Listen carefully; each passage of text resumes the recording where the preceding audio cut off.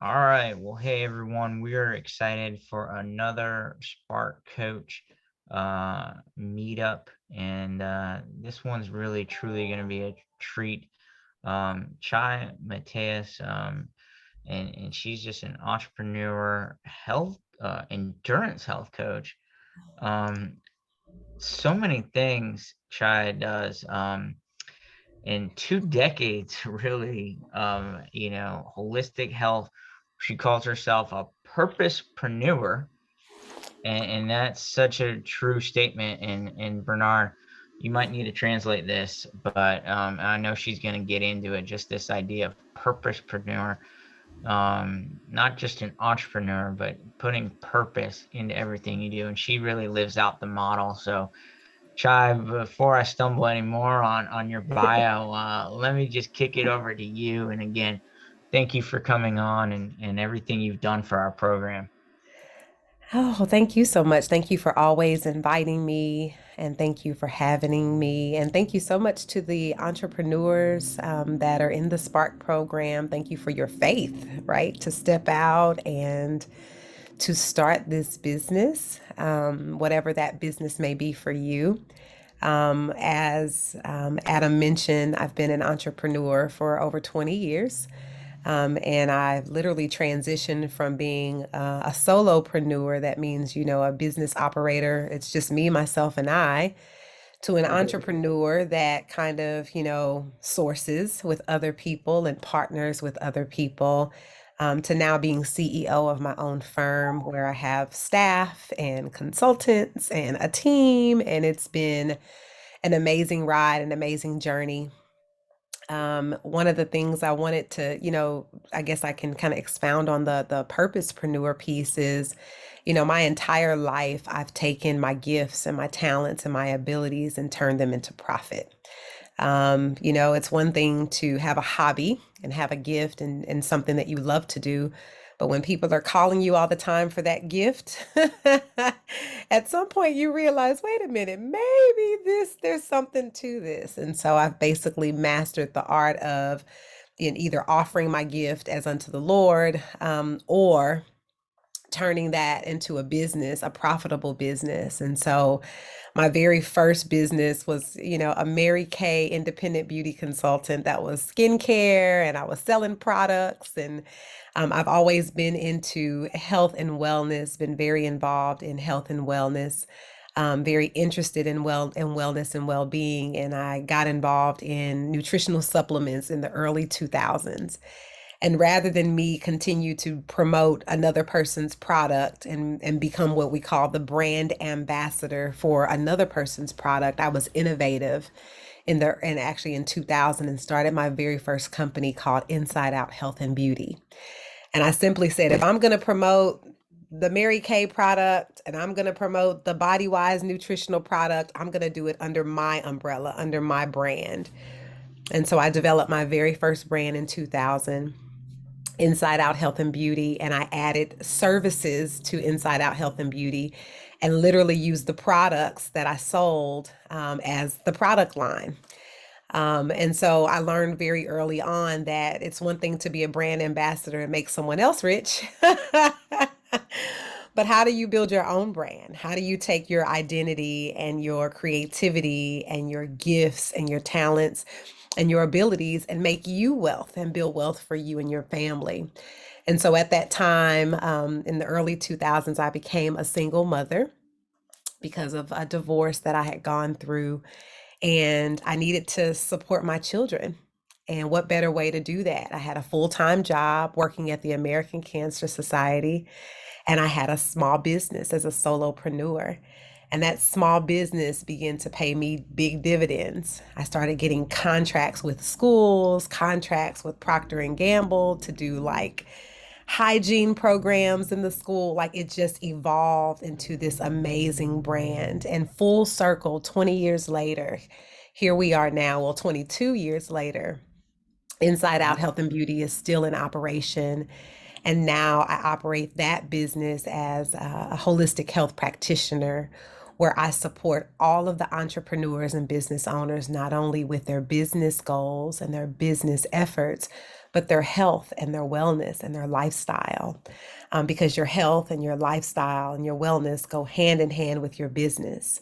Because if you're not well, then your business is not well. And so rather than having two separate things, I developed a concept where I focus on the 360 model of the entrepreneur. And I look at every part of their life, not just how well is your business doing? Are you driving numbers? Are you seeing a profit? But how are you doing? And I start every business call with that. How are you doing? And then we talk about them. We talk about how they're doing mentally, emotionally, spiritually, financially. And then we get to the business. And so that's who I am. I know what it's like to start from the bottom. I always say I know what it's like to start as the janitor and to migrate up to the CEO. It's definitely been a journey for me, and I'm very grateful to be able to share the wisdom that I have with you all today. I'm not sure if I need to pause for translation, so I need to kind of be coached on that part as we kind of jump into the sourcing piece. But I definitely am very open to learning more about her business and how I could specifically impart wisdom to her around sourcing. Well, no, for Annie, I think she's quite good with English, so she's able to get Okay. it. Okay. Does she have any questions for me just from just the information that I shared initially? For now, Not yet. no? Can you tell me a little bit about your business?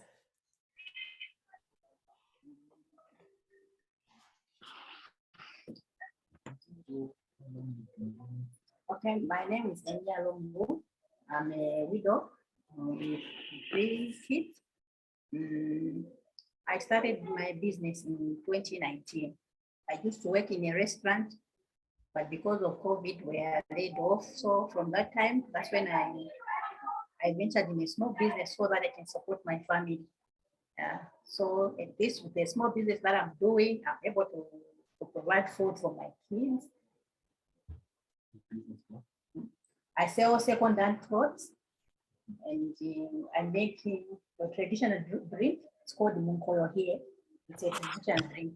We use maize meal to make the product. Okay, awesome. So it sounds like you have three different business models, correct? Two. That One is clothing, correct? and I make a traditional drink. It's called Munkoyo here in Zambia. Okay, so a drink and secondhand clothes. Is that what I heard? Got it. Okay, okay. I just want to make sure that I'm hearing you the same. Well, do you know anything about sourcing? When we say the word sourcing, do you know what that means? Sourcing.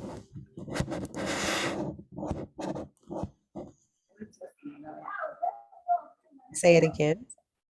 Saucy, Uh-huh. I have an idea. Give me, tell me what you think it means. Mm, sourcing. Sourcing is like where I can find customers, maybe even suppliers, the source where I get my things from, and that where I sell my things. Uh-huh. Absolutely. Primarily, sourcing is your supplier. It's the person or persons that you get your supplies from so that you can sell it at a retail price, right?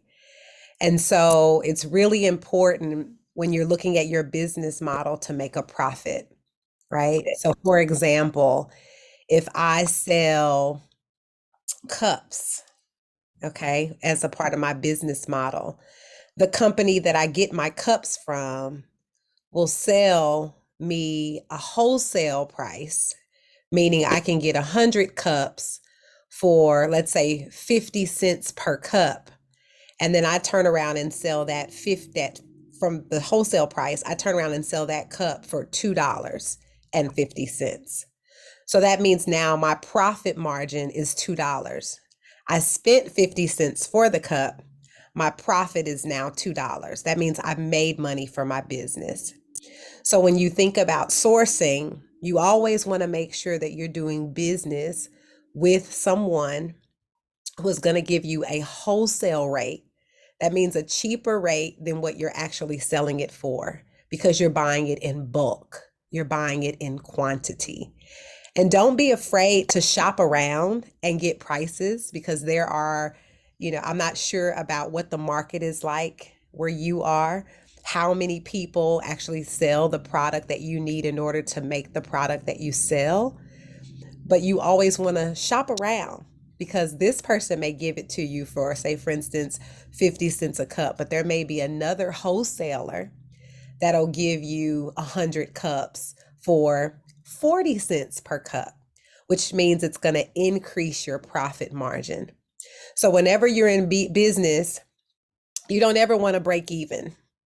You don't ever want to break even. A lot of times in the very beginning, you may be breaking even. When you first start off, it's like, I got the products, I'm selling the products, but I didn't lose any money, but I really didn't make any money, right? Sometimes you start off like that because you're still trying to work out the kinks and work out the details and figure things out. But the goal is to always have a profit, is to sell more than you're having to spend. Does that make sense? Can you give me an example of how you are currently sourcing for your business and if you're actually making a profit?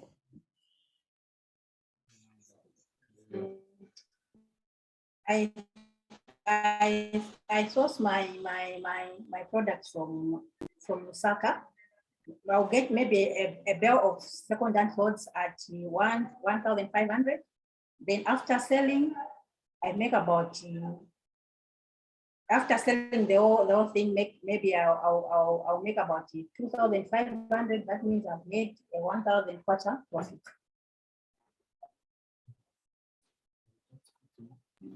Good. So you are making a profit, right? Did you have something else? I didn't want to cut you off. Did you have something else you wanted to say?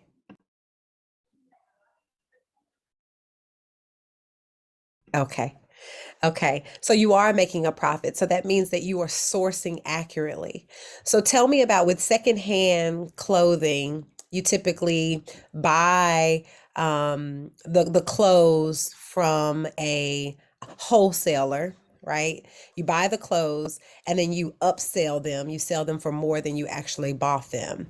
With your product or your drink that you have, tell me about the jar that you put it in, the top that you put it on. Do you actually package your drink to give to people, and do you get that particular product from a wholesaler?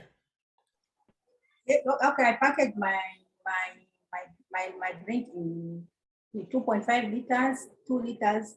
What I do is when someone wants the drink, I tell that person to come with his or her own package. So when they bring their own package, then I put my drink in the package, then they get it. Well, that's a smart businesswoman. That's a very smart businesswoman. So you don't have to worry about packaging. But say, for instance, that product was so good and so amazing that now you want to sell your product to America. Now you'll have to look into sourcing. You're like, Miss Chai said she wants to order a case of my product. Now you're going to have to look into sourcing, right? To get the packaging. You're going to have to get packaging then. You're going to have to find a wholesaler that can sell you the jars with the tops. And then you're going to have to find a wholesaler that can make the labels to put on that jar so that you can identify that this is your business and your brand. And then you're going to have to figure out how to ship it. So you're going to have to find a vendor that can ship that product overseas for you for cheap. And then you're going to have to say, okay, the amount that it cost me to make this product and the amount that I sold it to Miss Chai for a case to ship it to America, did I make a profit? Because at the end of the day, that's what it's about. sourcing is all about profit. I have another example for you. We own a coffee house here in Georgia. Well, we co-own a coffee house with another ministry that we're in partnership with. And when we opened the coffee shop, the first thing that we needed once we bought all of our equipment for the coffee house, which we had to find wholesalers to buy that. We found those wholesalers. They sold us all the products, the cups, the straws, the lids, the syrups, and all the things that you need to run a coffee house. We had to find the best wholesaler for our coffee beans, our espresso beans. And so we went to several different companies to not only smell the beans, but to try the coffee.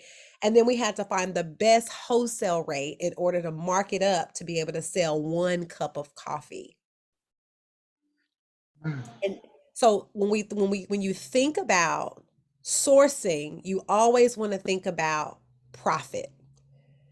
If I buy this from you for this price, can I sell it for more than I'm spending to make the product? And that's ultimately what sourcing is. And it seems like you have a great system already in place. So hopefully, the women that will watch this sourcing, and I can definitely come back to do more one on ones and to do more question and answer with other individuals who may have more questions around sourcing. But in a nutshell, that's what sourcing is all about. Another example, may be something that's relatable to you, is if you raise your own chickens and you raise your own goats and you sell goat milk, and you raise your own pigs and you sell whatever parts of the pig that you sell, then that also is you're your own source. And you can actually become the wholesaler to sell to other people who may sell. Or if you're your own fisherman or your own fisherwoman and you fish and you get your own fish, you don't have to have someone that you buy your fish from because you go and do it yourself. So it's a little different in Africa than it is in America.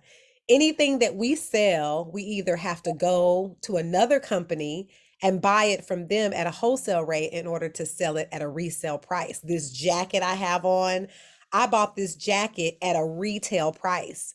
But the store that I bought the jacket from, they bought it from a wholesaler probably for less than I spent for it. So in America, things are very different. If I wanted to sell a drink in America, which I'm actually working on something like that right now for my holistic practice, I have to get FDA approval in order to sell that product. So the rules in every country are different. If I'm going to sell something, sell a product that has certain language associated with it, that's organic or it's this or it's that, I literally have to go through several steps in order to verify that this product is safe. I have to get a label. I have to put a label on this product. I have to tell what's in the product. So it's a little different than in America than it is in Africa. So you definitely have an advantage. But if you ever got to the point where you wanted to sell overseas, there's a lot more rules involved when it comes to sourcing. A whole lot more rules involved. Do you have any other questions for me, or Adam, do you have anything else that you want me to share that maybe I Yeah. didn't touch on? Well, I think what might be good that seems to come up is trying to coordinate and really get to the bottom of for these ladies how they get to that wholesale point, and trying to what we've been trying to coach and walk through is there a pain point there, and that's where we have at least tried to help with capital Mhm. so that they can buy a little bit more in bulk. But maybe for Bernard and yeah, you just speak to is that a challenge for you, or do you have to buy it at retail, as Chai has been saying, or do you have some relationships um, that you can leverage to get it at a better, more source price? That's point one. And then one other thing to note that we brought up on Monday that might be good just to talk about in some ways is, clothing reselling isn't a standalone. It's not like you're the only one doing that business, you know. So what we're encouraging is, how do you partner with other people? Maybe if you pool your money too, you can get that bulk. And so there's promise in that. But I'll let Enya kind of speak to a little bit of the challenges and maybe that aspect of things, if that makes sense, Bernard. Yes. So, talk about in terms of setting, you cannot optimize. And Chai, you're so right about how the FDA, I'm sure you have to deal a lot more, but you're right on all that of Oh yeah. just I getting the mean, product to market sometimes is what it's yeah, about. it's totally different. And that's the advantage that they have, that they don't have to necessarily deal with that. But in order for us to get a product to market, we've got to jump through a lot of hoops. So, Yeah. let's say I'm sourcing for a partner, for money, drinking and power, maybe I'm not with some different license, but Who is such a yeah. Kumulo cha babae, so technically, only we have no there. We can just say that.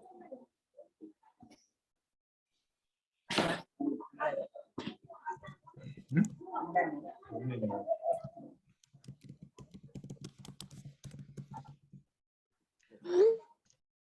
So Bernard, go ahead and just let her talk if she's ready. All right, I think she's ready. Okay. looking for a partner. Yes, I'm still looking for someone to partner with. Because here in Zambia, making what I'm making, I don't need a license, because a lot of people are doing it without a license. So maybe in future, when I decide to do more and to expand, that's when I'll need a license to do the same.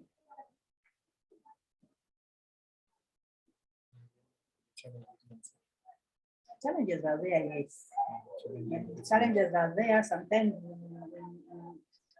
for now, I just make when I'm given orders.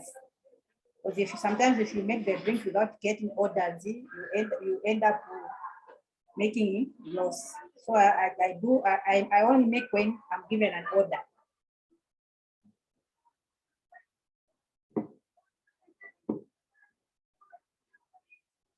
So what I heard her say was that she doesn't make the product unless she has an order for the product. So there's no waste. So you're even cutting down on waste by waiting until you have an order in order to create the product. Correct? Now, with your clothing business, do you buy your clothes at a wholesale rate or do you buy them at a retail rate? I buy a wholesale rate. At a bag rate. You get a bag and you get a lot. Belt, yeah. Okay. Got it. Got it. Huh. Okay. That sounds That's great. Well, yeah. and so it sounds like she gets the orders locally, and then do you go to Lusaka, and then if you have like 10 pairs of pants, because the bales, the tricky thing with the bales is they can't really tell what's in them. So it sounds like by nature you might have waste because of sometimes there's 10 pants, 10 shirts, right? True. So that's where some of the tricky natures of the sourcing construct with clothes is. But that also then really forces you probably then to the other side of the house, sales, marketing. Hey, well, we now got this shirt wasn't in the previous bales. Now, do they get these bales from, and Bernard, you might have to answer this because this is more like a higher level question. Mhm. Are these from like, coming from overseas? Yes, they come from overseas. Okay. The clothes. Yeah. And they come off of a container ship? Yes. Very interesting. And then, so is there a reason why it's packaged as a bale or no? Mm, I think the most common reason I've discovered is because of they package them in types. So, for example, they'll put the hoodies in one bale. They'll put the um, more like jeans in one bale, but of different sizes, of course. I think that is the only distinction that I've seen. So you won't get like, it's rare that you get one bale which is containing different things. So if they are t-shirts, it will only be a bale of t-shirts. Only children's clothes, the one that mix. So the children's clothes are the ones which come like mixed. So you have small Oh, hoodies for children's. Okay. yes. Very interesting. Very interesting. And Have well, if a you, whole it deal of sounds just like stock. she's really got a good, to kind of bring it back home, really a good system with the sourcing relationship. What do you think, Chai? I was just a thought, and this is me, my entrepreneurial mind kicking in. I'm wondering if it would be more cost effective, specifically for the women that are in our program, for us to take up donated items and actually just shift things directly to them where they don't have to necessarily pay, or maybe the shipping cost is covered by them. And then we literally ship items directly to them: purses, shoes, clothes, things like that. Because here in America, those are things that people throw away. So it's really interesting to me that they have to buy things that we've pretty much thrown away or given away to like Goodwill and other donated places. So I'm just wondering if we could develop some type of sourcing system for them where the organization accepts donations of women's clothes, men's clothes, shoes, blah, blah, blah, blah, blah. And then we package them and send over these items for the women who have the clothing businesses, and they don't have to necessarily have that cost at all, and they can see more of a profit margin. Is that something we could do? Yeah, there might be some complexities in sort of the container piece and the Okay. import cost, but Okay. something to look into, I think, as we continue to look at these bales, it would be good to know, are they coming from, and I just throw this out there, like China, Uh-huh. um, in order to know, trace the supply chain back, you know, I don't know. Does anyone know there? Hmm. I don't really know even me on that one. Not sure thing. So, yeah. Some So come from America, some from China, some from Canada. They come from different nations. nations. To So say are that these items new? Are they brand new items that they're sending over? They See, are mixed. that's my point. Yeah. Very interesting. Yeah, we'll have to continue to look into that, and we're hoping to make a trip in summer, and that's one of the things we want to look at and help understand. The more you can understand it, the more you can put your finger on it, like you said, of like, who's to say these aren't donated clothes already, and someone just has the relationship with the dock or whatever in the containers, and who knows how it's really working. But so yeah, do you know, is it like a individual who you work with, and then they sort of give you a price? Mhm. Like, is it the same person and they say, hey, there's a boat coming in today, come on up? No, we buy from different shops. We buy from different wholesalers. Okay. Then Very you go and find where you bought the other time, they don't have, then you change, you go into another shop, just like that.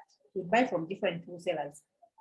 and they call themselves wholesalers as far as like they'll have a warehouse or something like this. They have big warehouses where they store their goods. Then when you go there, sometimes we are still waiting for the shipment.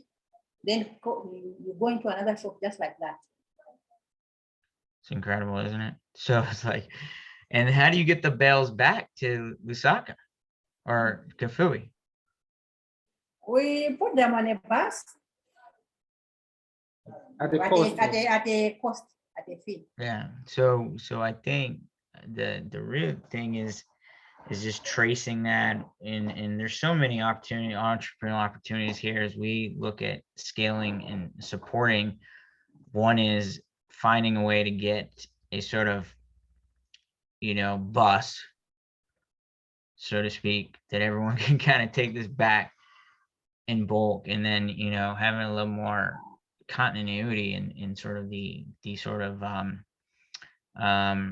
you know essentially what so it's not like, hey, you guys got to create, but this might be a good opportunity for Bill, and I know you came on. Yeah, sorry to keep this going, but I know it sounds like you have some good experience with this. And by the way, Bill is one of our coaches, mentors, friends of the organization. And in fact, I know he's looking at helping support these loans. And so great opportunity to just let him kind of jump in and say any thoughts on this process. Thanks, Adam. Hi, Enya, nice to meet you. I'm new to this program, so I'm trying to learn as I try to help.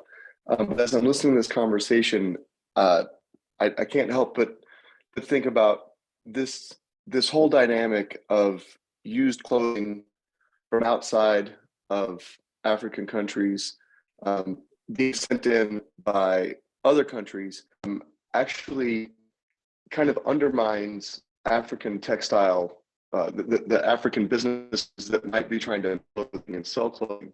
So if we innovate around this problem, I think it's worth at least exploring if we can find a local, meaning somewhere in Africa, manufacturer who is making clothes, and maybe they have some excess inventory that we could tap into to try to have a similar price point so that you can actually make a margin, as was being talked about earlier, because you've got to buy it for less than people are willing to pay.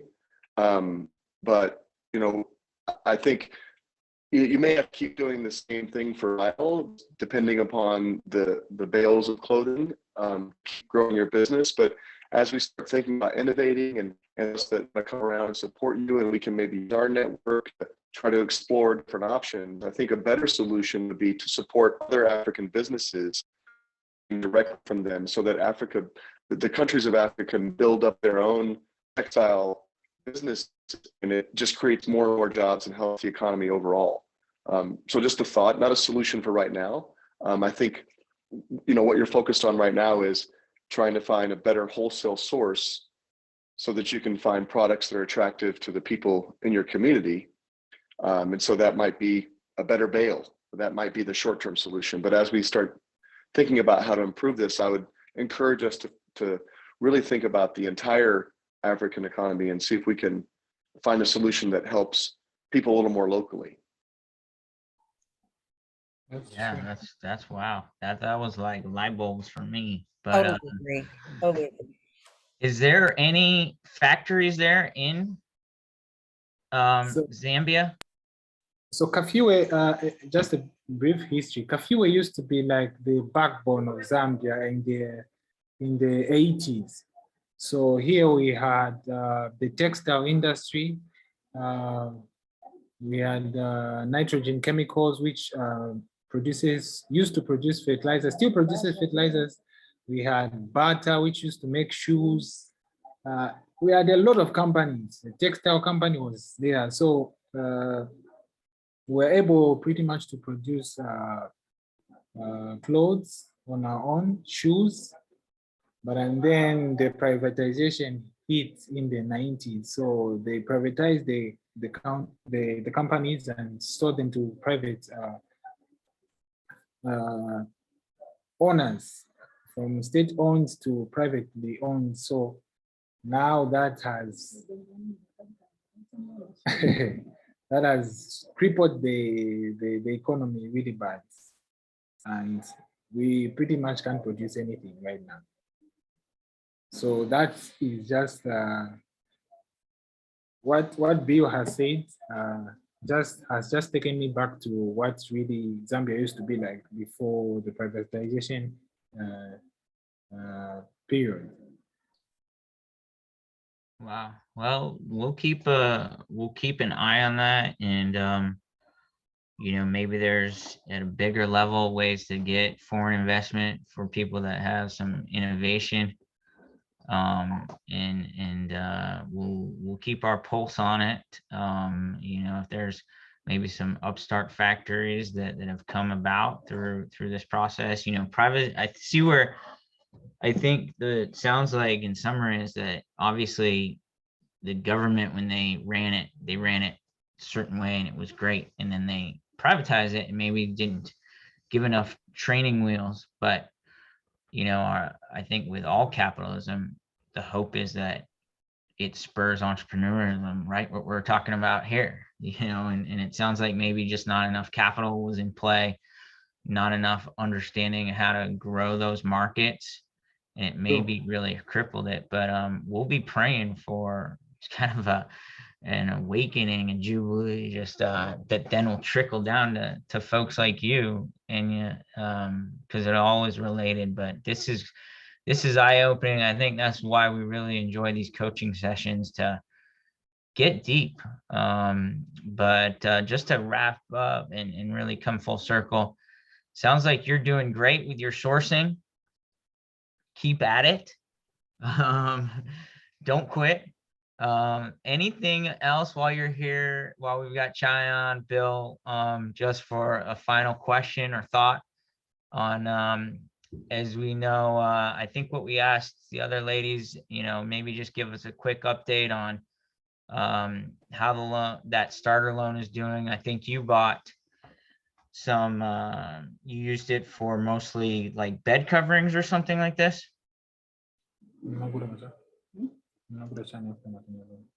Also, after I got the loan, I got a bill of household goods, mix of bed sheets, pillowcases, towels, doormats.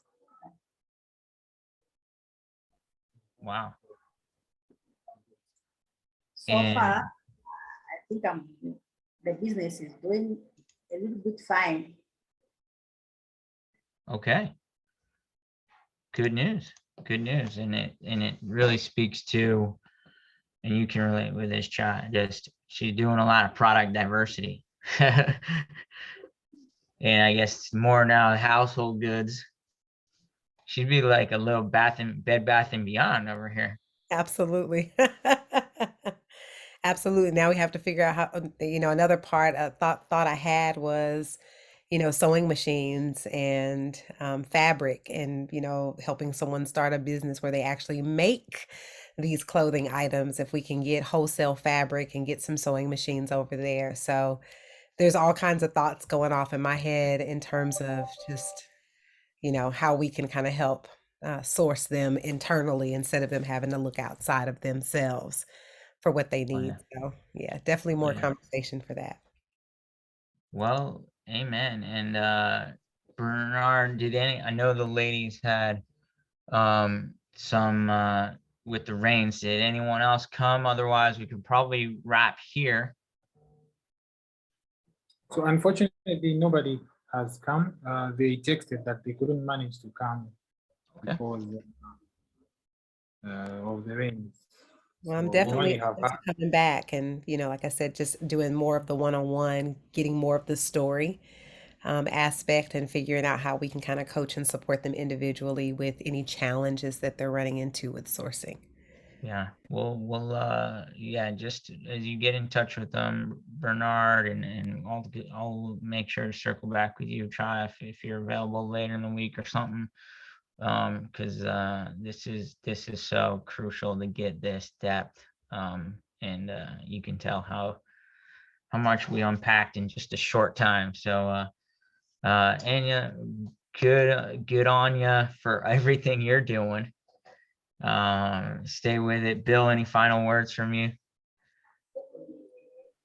No, sorry, I joined late. I just found out about this call this morning. And this is a bit early for me, so I'm trying to wake up my family. But I'm eager to help out. And Adam, I think you were already doing this when I picked up on your process here. But really, the more Enya, you can bring your pain points or your challenges or your problems to us, like what's stopping you, that'll help us try to be creative, and be prayerful, and seek answers for those problems. Because it's so, I don't know anything about your life and your struggles, and what it's like for you. So it's hard for me to imagine how to help you. So the more you can just, if something during the week or during your day, you're like, this is a problem. I wonder if there's a solution. If maybe write it down or shoot a quick text or something, so that in these meetings you can say, here's a problem, here's a problem, here's a problem, and we can really focus on problems that matter to you, that will make a difference in your life today. Because there's so many things we can think about, and if we're imagining the problems to solve, they may not be your problems, and we may give you advice that's not really helpful. So the more you can kind of focus us on problems that matter to you, the better our coaching will be. Yeah, so true. And I'll just end with this. So you got the 1,000, you already used it, but you're planning for the 3,000, right? And probably more bulk or something.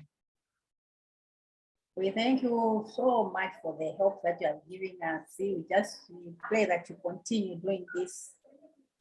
We are really grateful. Amen. Well, we And want to. Enya, what is your plan if you're able to get this next level? What is your plan? What are you going to do with that next level of funding? When I get the next funding, because for now I'm doing business from my home. So I want to move from the doing it from home. I want to rent a shop at the market, where there I can be able to get more customers, because I'm just doing it just around our area. So I want to move from home, then go to the market, the bigger market, where I can be sourcing. That sounds very exciting. That would be a big change for your business, wouldn't it? And do you already have a stall or a location? Have you already picked the spot where you will be? Yes, I've already fixed the spot where I'll be doing it. But all that I need now is some money to go and pay for the rentals. Okay, that's great. And then when you move from your home into this market, will it, so obviously you'll have access to more people, right? More customers. Yes. Is that in the market? Will it change your ability? Like, do you need more inventory, or does the inventory you have now, is that enough for the market, or will you need to have more inventory so your shop looks full and attractive and exciting to people as they walk by?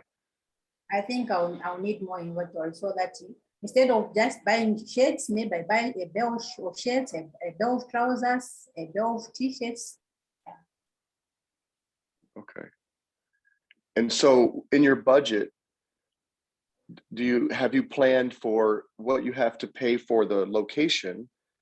And also, do you have enough to buy the extra inventory also? So when you open your new location, it looks very exciting to people? Like, is 3,000 enough to rent the stall and get the extra inventory, or is that two different investments you have to make? Oh, it's the 3,000 won't be enough, but I'm trying to source it for the 3,000. I think it's just for orders. for me to get the bills. But I have to look for money to pay for the shop. Okay, I think I understood. I have to turn my volume up a little bit. I think, could you maybe repeat that? So how much do you need for the stall, for the location? For the store, the store I need is about 700 kwacha. Okay. 700 kwacha per. So 700 And kwacha is just Mhm. like $50, 40, no, about $40. So $40 approximately is what is needed for rent. And then the And 3,000 for rent, for how long? 700 for a month, or for how long? it's for a month. 1 month? Yes. Okay. And then, and are you able to pay 1 month at a time, or do you have to pay for more than 1 month? Can you just pay for 1 month? Well, the owner of the shop told me that to pay for 3 months in advance. So if I pay for 3 months in advance, then the other one will be paying monthly. Okay, so you need 2,000, around 2,000, 2,100 just to move in. And so if you get 3,000, you'll spend 2,100, and then the other 900, what will you do with that? The other 900, I'll top up on the little that I have, so that I go and order another bill. So do you feel confident that 3,000 is enough so that you can rent your shop and top off your inventory and start your new location? You'll be in a good position. That's enough. Okay, well now, because it's a loan, I think I just have to use the same 3,000 kwacha. I can't get a bigger loan for now. I think that 3,000 kwacha will be enough for now. Okay. Okay. Thank you. That's very helpful to understand. Thank you. You're welcome.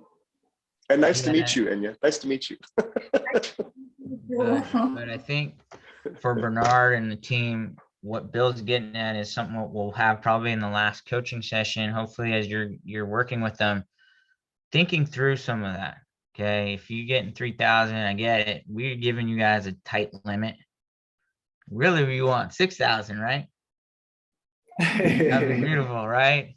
But that's why we give you the 1,000 and the 3,000. But then if you pay back the 3,000, you get more. You have 7,500 after that. So Like I think the 10,000. thing is seeing ways to incrementally increase, and then also doing what we talked about last week. Maybe there's partnerships. We're giving you 3,000, then you can get the shop, and someone else can bring in maybe the trousers, and it gets full. So all this is goodness, as they say, to think through, and this is what's called business development. And we're excited to see the shop open. Let's just put it that way. So keep at it. You're getting there. You're getting closer every week. So thanks for all you do. We're gonna probably sign off here, Bernard. I'll probably just do like we always do, a group photo. I know Chai had to leave, but get you and Bill together. And really neat to see the collaboration here across worlds. So thanks to you both. And I think it's so neat to just hear the story. So Enya, keep at it, like I said, and we'll talk to you next week. All right, sound good? Bill, thanks for everything. God bless you both. God bless Bye. you too. Bye. Bye.